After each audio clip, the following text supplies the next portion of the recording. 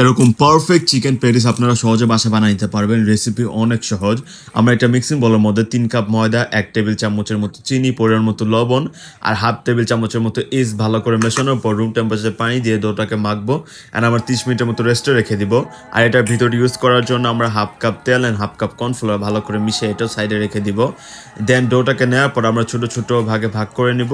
দেন রুটির মতো বেলে নিব। দেন একটা রুটির উপরে কর্নফ্লাওয়ার মিক্সচারটা দেওয়ার পর ওইখানে একটু ময়দা ডাস্ট করে দিব অ্যান্ড আরেকটা রুটি দিব। এভাবে সবগুলো বসানোর পর আমরা এটাকে বেলে নিব অ্যান্ড পরোটার মতো ফোল্ড করে 30 মিনিটের মতো আবার রেস্টে রেখে দিব।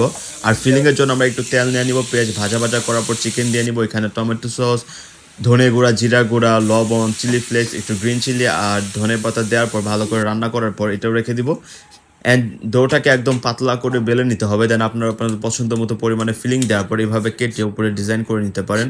দেন এটাকে বেকিংটাতে অ্যাসেম্বল করার পর উপরে মিল্ক ব্রাশ করার পর সেসেমি সিড দেওয়ার পর আমরা প্রিহিট ওভেনে 190 ডিগ্রি সেলসিয়াস এটাকে প্রায় 30 মিনিটের মতো বেক করব।